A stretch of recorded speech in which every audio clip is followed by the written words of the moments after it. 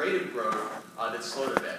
That's happened in Charleston, that's happened in South Carolina overall, but largely that was expected because we expected to see real effects from the payroll tax increase and from the government sequester, and that has happened.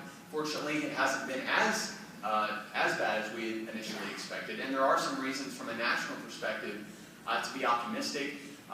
Right now, economists are seeing more and more signs that Europe may finally come out of its recession later this year, which would be very good for South Carolina because we are one of the states that exports significantly, a significant amount of our manufactured exports to Europe. So when Europe isn't buying, when they're in recession, we don't export as much to them. So we're more vulnerable to that. So the quicker that Europe can recover, the better off that the United States is going to be in general, but that South Carolina is going to be in particular. We're ranked 5th in terms of states who benefit from manufactured exports to Europe in terms of a percentage of our gross state product.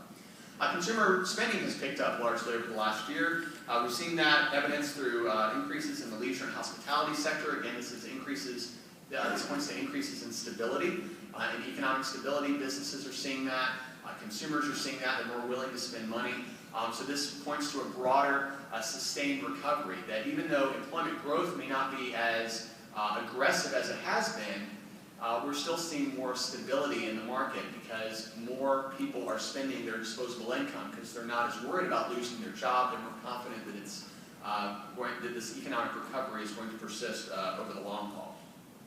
Housing sales activity, very, very strong across the state, very, very much so in Charleston as well. But again, slowing employment growth could blunt some of those growth numbers. So I think it's risky to be too overconfident.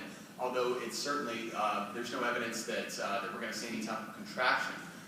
But I think that we just want to keep that in perspective, knowing that employment growth is the single best indicator that we have for increases in housing demand. And then finally, until recently, we've seen both sales and price increases that have been concentrated among the higher price points. This has continued to be the case for price increases, but sales activity has largely become much more broad and much more evenly distributed across all the price points. And so we'll continue to move in that direction for prices too. But at this point, it appears it's going to be taking a bit longer. Thank you all very much for your time. And I don't know